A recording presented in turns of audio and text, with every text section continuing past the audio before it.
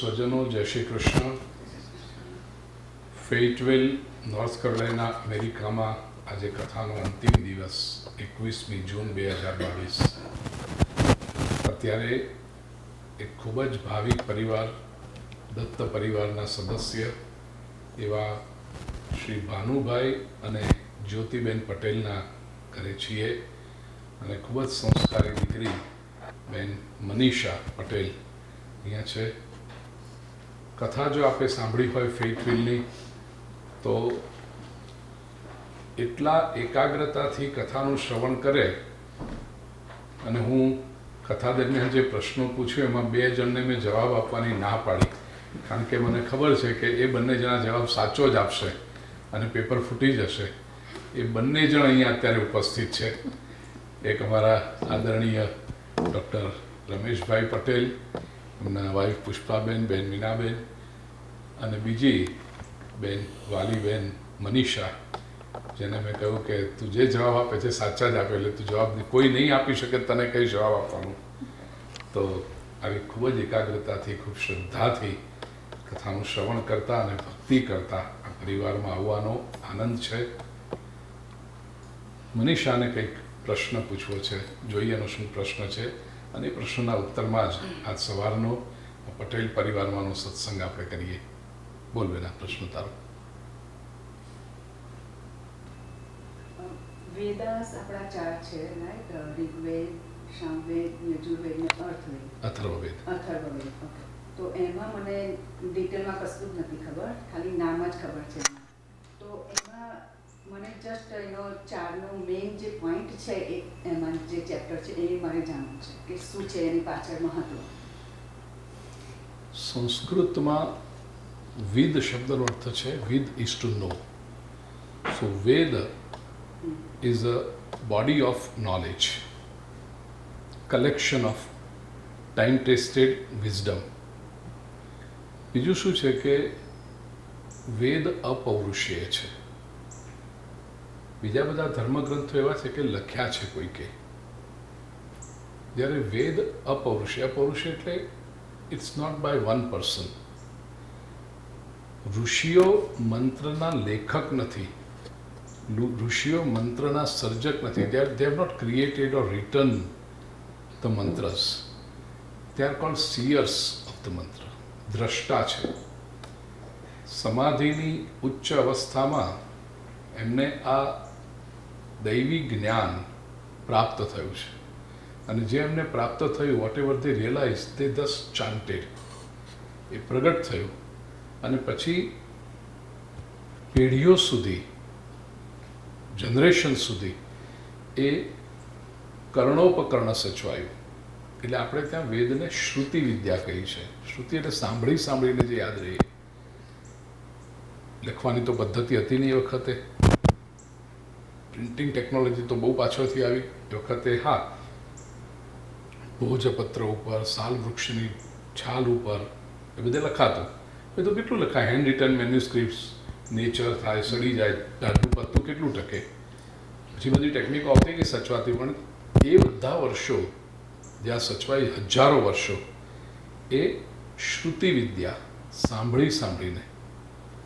ગુરુ શિષ્યને જ્યારે ભણાવે, 20, 25, 50 શિષ્યો બેઠા હોય, ગુરુ એ મંત્ર કહે એટલે 50માંથી જે શિષ્ય સૌથી વધારે એટેન્ટિવ હોય એને એકાવધાની કહેવાય. એક જ વખત સાંભળીને એને યાદ રહી જાય. એટલે ગુરુ પૂછે, કોને યાદ રહ્યું?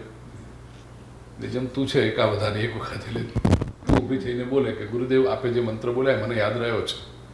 એટલે તું બોલી જાય તો બાકીના જે 49 સ્ટુડન્ટ્સ છે એમાંથી કોઈક એવું હોય જેને 2 વખત સાંભળીને યાદ રહેતું હોય, પછી એ બોલે ઊભો થઈને 2 વખત, એટલે બાકીના લોકોએ 3 વખત સાંભળ્યું, કોઈને 3 વખત સાંભળ્યું. એવી રીતે, અને પછી એનું વારંવાર પારાયણ કરતું રહેવું પડે.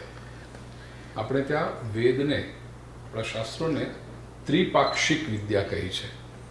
ત્રિપાક્ષિક એટલે 3 fortnights. તમે જો 45 દિવસની અંદર એનું પારાયણ ન કરો, એને ફ્રેશ ન કરી લો તો ભૂલી જવાય. એટલે આપણે ત્યાં જે પારાયણનો મહિમા છે, પછી બીજા બધા ગ્રંથો પર આવતા કે એનું પારાયણ થતું હતું, પણ મૂળ વેદનું પારાયણ કારણ કે એ જો મેમરાઇઝ ન થાય, એનું પાછું જો ફ્રેશન અપ ન થાય તો ભૂલાઈ જાય, વિસ્મૃત થઈ જાય. તમે વિચાર કરો, હજારો વર્ષો સુધી, કેટલી પેઢીઓ સુધી આ જ્ઞાન ઇન્ટેક્ટ ટક્યું, which itself is a record in the world. અને આટલું સ્પિરિચ્યુઅલ નોલેજ, કવિતાઓ છે, જોડકણા છે, રાઇમ્સ છે, બધું ટકે, પણ આવું જે સુપ્રીમ નોલેજ ટક્યું. તો Veda is a body of knowledge. સૌથી પહેલો ઋગ્વેદ છે. ઋગ શબ્દનો અર્થ જ છે સત્ય, the supreme truth, the ultimate truth. એને ઋત પણ કહ્યું. એકમ ઋત તદ વિપ્રા બહુધા વદંતી. જે સત્ય છે એ એક જ છે, એને કહેવાની પદ્ધતિ અલગ અલગ છે. તો એ જે વેદના ઋષિઓએ, ઋગ્વેદમાં અલગ અલગ મંડળો છે. પછી જે આવે છે એ યજુર્વેદ છે. થોડુંક ક્રોનોલોજીકલી ઓર્ડરમાં નીચે છે. ઋગ્વેદનું સંસ્કૃત છે એકદમ રો, જેને કહેવાય ને, પાણીની એ ગ્રામર બનાવ્યું સંસ્કૃતનું, એના પહેલાંનું છે. એટલે એ વેદના મંત્રો છે, સમજવામાં થોડાક અઘરા છે. ઇટ્સ લાઈક તમે ઇંગ્લિશ વાંચો ને લેટિન વાંચો, તો એ લેંગ્વેજ પણ વેદની સંસ્કૃત જ કહેવાય, પણ થોડી પ્રાચીન સંસ્કૃત છે. પછી યજુર્વેદ આવે છે. યજુર્વેદના બે પ્રકાર છે, શુક્લ યજુર્વેદ અને કૃષ્ણ યજુર્વેદ. એટલા માટે કે ચાલે પછી વાત કરી, મેં ઉપનિષદોની ચર્ચા કરી ત્યારે કહ્યું છે કે ઋષિએ જ્યારે વેદ ભણાવ્યા, યાજ્ઞવલ્કે, અને 73 નામના એક ઋષિ છે, નામ અત્યારે મને બરાબર યાદ નથી આવતું, એને કંઈક ગુરુદ્રોહ કર્યો કે કંઈક સમસ્યા થઈ, ત્યારે ગુરુએ કહ્યું કે તું મારું જ્ઞાન પાછું આપી દે, મેં તને આપ્યું છે. તો એમણે વમન કર્યું, ઉલટી કરી, અને એ જે જ્ઞાન એ ગયું એ કૃષ્ણ યજુર્વેદ થયો. અને પછી એમણે ફરીથી બીજો કર્યો શુક્લ યજુર્વેદ. તો બંનેની સ્ટાઇલ છે ને ચાન્ટિંગની, એ થોડીક જુદી છે. દ્રષ્ટાંત આપું તમે. બહુ પ્રસિદ્ધ મંત્ર છે, ભદ્રં કર્ણેભિ શૃણુયામ દેવાહ. ખ્યાલ છે તને મંત્ર? ઓકે. સ્વસ્તિના ઇન્દ્રો વૃદ્ધશ્રવા, એ મંત્ર ખ્યાલ છે? ચાલો. ભદ્રં કર્ણેભિ શૃણુયામ દેવાહ ભદ્રં પશ્યેમાક્ષભિર્યજત્રાહ. નાઉ ધીસ ઇઝ ધ ટેક્સ્ટ. પણ વેદની જે ચાન્ટિંગ કરવાની પદ્ધતિ છે એ ચારેય વેદોની અલગ અલગ છે. The way it is chanted. ઓમ ગણાનાન્ત્વા ગણપતિ, એ મંત્ર ખબર છે ને? ઓકે. ઋગ્વેદમાં જે મંત્ર છે, ઓમ ગણાનાન્ત્વા ગણપતિં કવિં કવીનામુપમશ્રવસ્તમં જ્યેષ્ઠરાજં બ્રહ્મણસ્પત આનશૃण्वन्नोतिभिः सीदसादनम्. આ ઋગ્વેદ. હવે એ જ મંત્ર શુક્લ યજુર્વેદમાં થાય, ઓમ ગણાનાન્ત્વા ગણપતિઘ્ઘોં હવામહે પ્રિયાણાન્ત્વા પ્રિયપતિઘ્ઘોં હવામહે નિધીનાન્ત્વા નિધિપતિઘ્ઘોં હવામહે વાસો મમ आहमजानि गर्भधमा त्वमजासि गर्भधम्. આ શુક્લ યજુર્વેદ. હવે એ જ મંત્ર કૃષ્ણ યજુર્વેદમાં આવે તો ઓમ ગણાનાન્ત્વા ગણપતિઘ્ઘોં હવામહે પ્રિયાનાન્ત્વા પ્રિયપતિઘ્ઘોં. સાઉથ ઇન્ડિયન ટેમ્પલમાંથી એ કૃષ્ણ યજુર્વેદ થયો. એટલે this is the difference. Samaveda છે એ ગાયન પ્રધાન છે. ઇટ્સ વેરી ફોનેટિક, બ્યુટીફુલ છે. ભગવદ્ ગીતામાં શ્રી કૃષ્ણ 10મા અધ્યાયમાં ભગવાન પોતાની વિભૂતિઓનું વર્ણન કહે છે ત્યારે કહે છે યજ્ઞાનામ સામવેદોસ્મી. કારણ કે ગીત પ્રધાન છે, સંગીત પ્રધાન છે. મને બહુ ફાવતું નથી, પણ સામવેદમાં એવું કરીને આવતા હોય મંત્રો બધા. અને દરેક બ્રાહ્મણ જે હોય કે ઇવન ક્ષત્રિયો, વૈશ્ય, જે ઓપોનેન્ટ જે અધિકારી છે, એ લોકોના બધાના નિશ્ચિત વેદ હોય, એની શાખાઓ હોય. અને આપણે ત્યાં સ્પષ્ટ કહ્યું છે કે પોતાની વેદ અને પોતાની શાખાનું હોય ને એ પ્રમાણે કર્મકાંડને પૂજા વિધિ કરવી. અને ઘણી વખત લોકો શું થાય, આપણે ગુજરાતીઓ મોટા ભાગે આપણે ગુજરાતી શુક્લ યજુર્વેદી હોય છે કે સામવેદી હોય છે, બહુ ઓછા પણ મોટા. હવે સાઉથ ઇન્ડિયન મંદિરમાં જાય ને સાઉથ ઇન્ડિયન પ્રિસ્ટને બોલતા સાંભળે એટલે ઓબ્વિયસલી સાંભળ્યું ન હોય તમે પહેલી વખત સાંભળો એટલે તમને સારું લાગે એટલે એને બોલાવે તમે અમારે ત્યાં પૂજા કરવા આવો. આ યોગ્ય નથી. પોતાની વેદ પોતાની શાખા પ્રમાણે, એટલે આપણે ગુજરાતી કે એ રીતે હોઈએ ઉત્તર શુક્લ યજુર્વેદી, તો એ શુક્લ યજુર્વેદ પદ્ધતિના જે બ્રાહ્મણ હોય એને જ આપણે બોલાવાય પૂજા માટે, કારણ કે એ પદ્ધતિઓ ડિફર થાય છે. એટલે પોતાનો જે અધિકાર છે વેદ શાખાનો એ પ્રમાણે પૂજા થવી જોઈએ. આમાં પછી એન્ટરટેનમેન્ટ નથી. તમે મંત્ર સાંભળવા માટે હવે વસ્તુ જુદી છે, પણ પેલું સારું બોલે છે કારણ કે મને કાનને ગમ્યું એટલે એને બોલાવ્યું એમ ન ચાલે. તો એ કૃષ્ણ યજુર્વેદ. સામવેદ ગીત પ્રધાન છે એ, અને અથર્વવેદ છે એ મોટે ભાગે જીવનની જે ડે ટુ ડે રિક્વાયરમેન્ટ હોય, દાખલા તરીકે Vastushastra is a part of Atharvaveda. To an extent આયુર્વેદને પછી બહુ આગળથી વિસ્તાર ઘણો બધો થયો છે, પણ એની જે બેસિક્સ છે એ અથર્વવેદમાં આવે છે. મકાનો કેમ બાંધવા, યંત્રો કેમ નિર્માણ કરવા, ઇવન યજ્ઞની વેદી કેમ બંધાવી, એટલે ટેકનિકલ જે આસ્પેક્ટ્સ છે બધા એ અથર્વવેદમાં છે.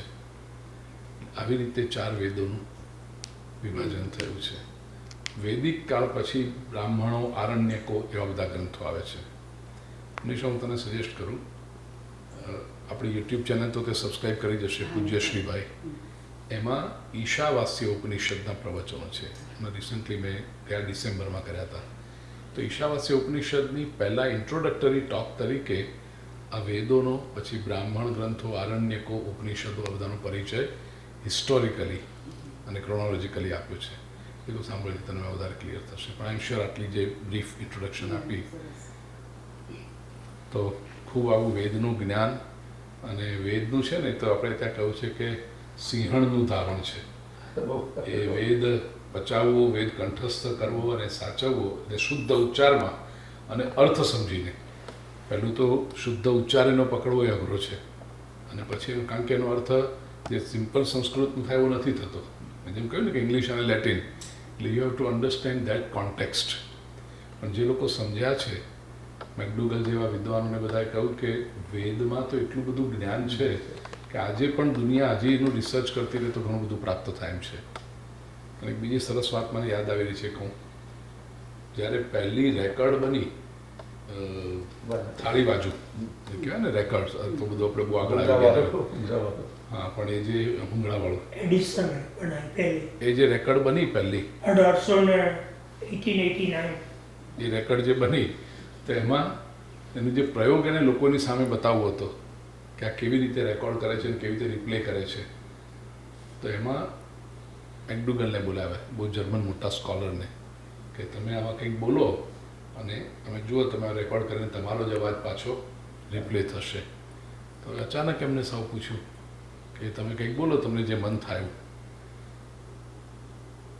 ભારતીયોને ગૌરવ થવું જોઈએ એ વખતે મેકડુગલ ઋગ્વેદનો પ્રથમ મંત્ર બોલ્યા. તો તેમને યાદ આવ્યું કે જો કંઈક આવું રેકોર્ડ થતું હોય તો અગ્નિ મીળે પુરોહિત એ મંત્ર બોલ્યા છે, અને it is the first human recorded voice in the history. અને એને જ્યારે રિપ્લે કર્યું તો એ અવાજ હતો. મેકડુગલ આટલા વેદના સ્કોલર હતા. અને એ પણ તમને કહું, બ્રિટિશ લોકોએ જ્યારે એનું શાસન હતું ભારતમાં, તો આપણી ભારતીય સંસ્કૃતિને ખતમ કરવા માટે મેકોલેને જે મોકલ્યો, મેકોલે કહ્યું કે અહીંયા ગામે ગામ ગુરુકુળ છે, વેદનું જ્ઞાન અપાય છે, બ્રાહ્મણો નિસ્વાર્થ રીતે આપે છે, અને લોકોને બ્રાહ્મણો પ્રત્યે એટલો બધો આદર છે, પ્રેમ છે, સંસ્કૃતિ પ્રત્યે પ્રેમ છે, ધર્મ પ્રત્યે પ્રેમ છે. તમે દુનિયાની બધી આફ્રિકા અને બધા પ્રી હિસ્ટોરિક લોકો હતા, બધા કોઈ કસ્ટમ્સ કલ્ચર વગેરે, તો કે એ લોકોને તમે જલ્દી કન્વર્ટ કરી શક્યા, અહીંયા નહીં થઈ શકે. રાજ કરો, વેપાર કરો, એ આખી વસ્તુ જુદી છે, પણ if you want to change the social structure it want B possible. તો કેવી રીતે કરવું હશે? તો કે એક જ રસ્તો, પહેલાં આ ગુરુકુલ પદ્ધતિને અને સો કોલ્ડ મોડર્ન એજ્યુકેશન નાખો કે આ લોકોને પોતાના ધર્મ, સંસ્કૃતિ પ્રત્યે, વેદ પ્રત્યે જે શ્રદ્ધા છે તૂટી જવી જોઈએ. એટલે એ આખી કપટભરી નીતિ, જેને સોકોલ સેક્યુલર એજ્યુકેશન સિસ્ટમ કહી, એટલે આપણા જ લોકોને આપણા શાસ્ત્રોથી દૂર કરતા ગયા. એ જો પાછું થઈ શકે તો ભારત વિશ્વગુરુ બની શકે છે. અને એટલા માટે એટલે આ કેટલું એ લોકોની કપટભરી નીતિ હશે, પણ એ વખતે એની તર ગામે ગામ ગુરુકુળ હતા, વેદનું જ્ઞાન મળતું હતું. તેને લીધે ભારતની સમૃદ્ધિ હતી, ભારતની તેજસ્વીતા હતી. હા, તો એ કેવી રીતે ખતમ કરવું? તો એના માટે લોકોએ બ્રિટિશ લોકોને કહ્યું કે તમે આ શીખીને આમાંથી બધી ખોડ કાઢો, આમાંથી દોષ કાઢો, કે લોકોના મનમાં શંકાઓ, એમની શ્રદ્ધા તૂટે, લોકોના મનમાં શંકાઓ ઊભી કરાય. એમાંનો એક મેકોલે હતો. એટલે એને બ્રિટનથી ઇન્ડિયા લાવ્યા હતા એટલા માટે કે તું આ સ્ટડી કર, આમાંના દોષ કાઢ, અને બધાને બતાવ્યું કે આ બાજુ આ ભૂલ છે, આમાં આ ભૂલ છે, આવું આ તો તમારું બધું જૂનું થઈ ગયું, નહીં થઈ ગયું. મેકોલે જ્યારે સંસ્કૃત ભણ્યો, વેદ ભણ્યો, એને થયું કે આમાં દોષ કેમ કઢાય? કેમ કે એમ કોન્શિયસ તો બાઇટ કરે ને. મેકડુગલ, મેકોલે નહીં, સોરી, મેકોલે તો બદલવાનું, કે આનો દોષ કે જર્મન સ્કોલર છે, કે આનો દોષ કેમ કઢાય? ન કઢાય. 2 વર્ષ 3 વર્ષ થયા પછી આ લોકોના ઓફિસર્સ પૂછે કે તું લખ હવે કંઈક પેપર્સને બધાનો વિરોધ કરવાનો. તો એને કહ્યું કે this knowledge has changed me, I can not write anything against it. એનું હૃદયમાં ઉતરી ગયું. તો જે માણસને પૈસા આપીને વિરોધ કરવા બોલાયો હતો, એ બદલાઈ ગયો કે આનો તો વિરોધ થઈ જ ના શકે. એટલું સરસ જ્ઞાન છે. આજે પણ ઇન્ડિયામાં તમે જુઓ તો દરેક ઠેકાણે, મુંબઈમાં, દિલ્હીમાં, કલકત્તામાં મેકડુગલ સોસાયટી છે. જર્મન જે કન્સ્યુલેટ છે, મેકડુગલ સોસાયટી ભેગી કરે, અને ત્યાં આગળ સંસ્કૃત અને વેદો શીખવાડે છે.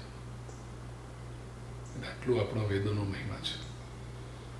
આ સુંદર મંદિરમાં સરસ ચાલે. દાયરા શાસ્ત્રની પણ બહુ સુંદર પ્રવૃત્તિ ચાલે છે.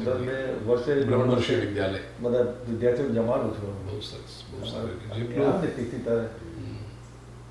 બ્રાહ્મણોને વેદોની રક્ષા માટે, સંસ્કૃતિની રક્ષા માટે જેટલું આપણે કરી શકીએ, વિદ્વાનોની આદર અને સન્માન કરવા માટે, એટલું આપણા ધર્મને માટે સારું છે, વિશ્વને માટે સારું.